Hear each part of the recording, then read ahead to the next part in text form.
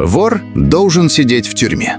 Эту фразу знают все, но сегодня вор сидит в Дубае, в Инстаграме, в ТикТоке. Раньше путь к короне лежал через годы карцеров, пересылок и лагерей. Титул нельзя было купить, его можно было только выстрадать. Каждая звезда на коленях означала «я не встану перед вами».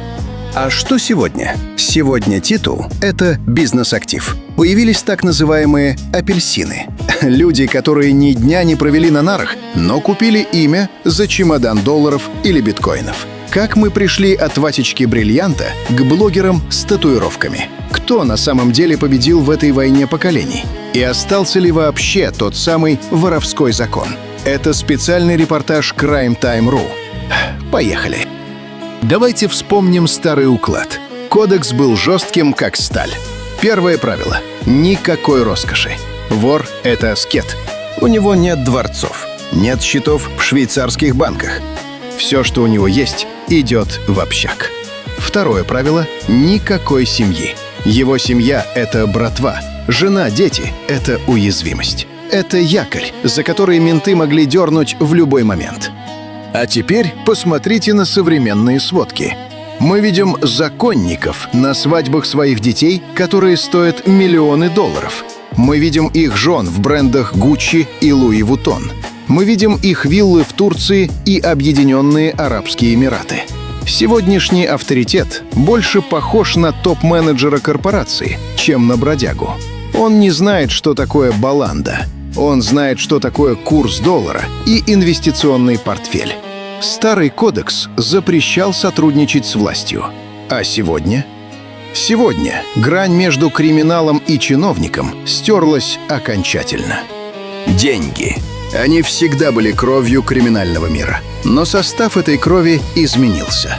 В 90-е общак собирался с рынков, с крышевания ларьков, с игровых автоматов. И главное, он шел на греф. Чай, сигареты, продукты на зону, чтобы пацаны не голодали. Это была система взаимопомощи.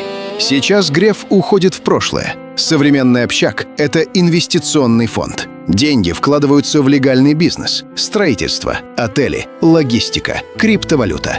Апельсины — это дети этой новой экономики. Их коронуют не за то, что они справедливые или духовитые, а за то, что они умеют делать деньги. Титул стал франшизой.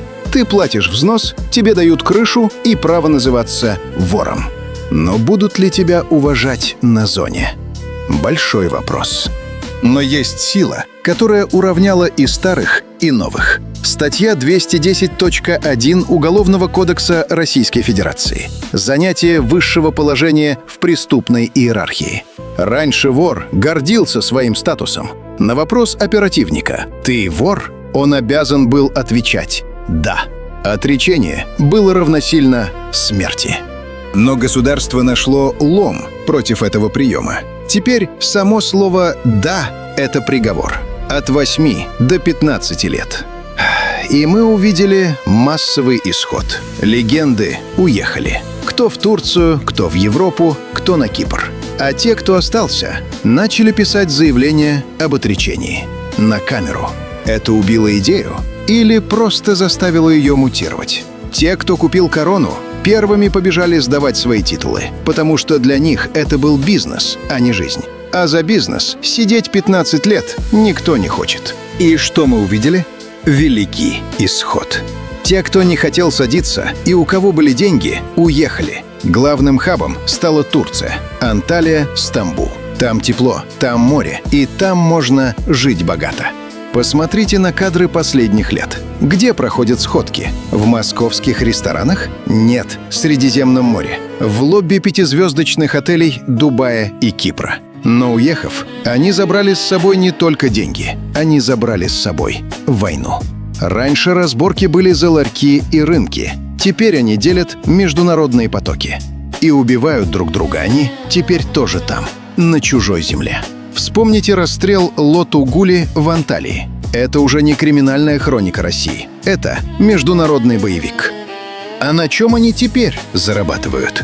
Вы думаете, они все еще трясут коммерсантов на рынках? Ха-ха, смешно. Современный криминал ушел в цифру. Первое – это мошеннические колл-центры, те самые службы безопасности банка, которые звонят вашим родителям. Это миллиардные обороты, и крышуют их часто именно те, кто называет себя людьми. Второе – тендеры и госзаказы. Через подставные фирмы, через коррумпированных чиновников. Они легализовались, они стали уважаемыми бизнесменами. Третье – криптовалюта. Идеальный способ отмыть и перевести деньги в любую точку мира. Общак теперь хранится не в сумках, а на холодных кошельках. И вот вопрос. Если вор занимается IT-мошенничеством и играет на бирже, он все еще вор или он просто бандит с калькулятором? Но давайте копнем глубже. Где всегда ковался характер вора? Где он получал свое образование? Правильно, в лагерях, в крытках, в карцерах. Раньше тюрьма была домом. Вор заходил в хату и наводил порядок. Он следил, чтобы мужиков не обижали, чтобы шерсть знала свое место. Он страдал за общее. А что сейчас?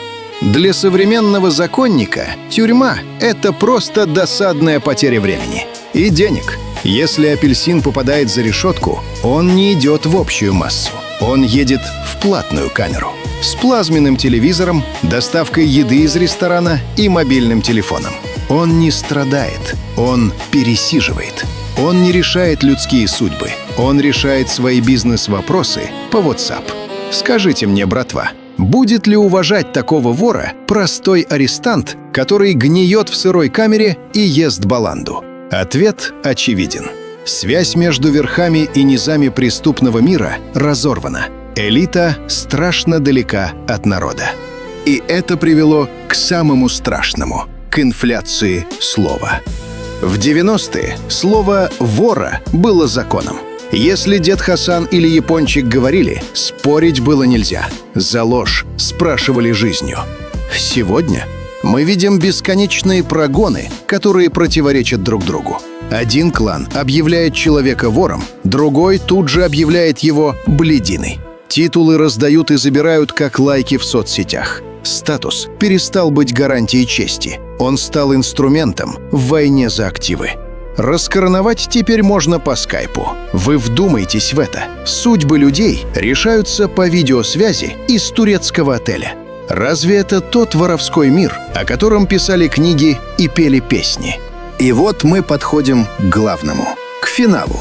В 90-е был четкий раздел «вот мы, а вот они». Сегодня этой границы нет. Современный криминальный авторитет стремится стать частью элиты. Он хочет легализоваться. Он отправляет детей учиться в Лондон. Он покупает недвижимость в Майами. Он ходит на приемы к депутатам. Вор 90-х презирал роскошь на показ. Вор 2025 года — это звезда Инстаграма. Посмотрите на Гию Свердловского, на Шакра, на Гурама. Они живут так, как раньше жили цари. Идея страдания за идею умерла вместе с СССР. В эпоху капитализма идеей стала прибыль. Так кто же победил? Победило время. Оно перемололо стальных людей 90-х и выплюнуло пластиковых героев нашего времени. Апельсины победили не потому, что они сильнее, а потому, что они удобнее этому миру. Миру, где все продается и покупается. Но знаете, чего у них никогда не будет? Легенды. Про япончика будут помнить и через 50 лет. Про Васю Бриллианта будут слагать легенды. А вспомнит ли кто-нибудь через год имя очередного авторитета, купившего корону за биткоины и сбежавшего в Дубай? Вряд ли. История помнит личностей, а бухгалтеров она забывает. А на чьей стороне вы? Считаете ли вы, что преступный мир должен вернуться к истокам? Или новая школа — это просто неизбежная эволюция? Напишите в комментариях, старая школа или новое время. Посмотрим, кого из нас больше. Это был Crime Time.ru. Мы показываем правду, какой бы горькой она ни была. Подписывайтесь. Дальше будет еще жестче.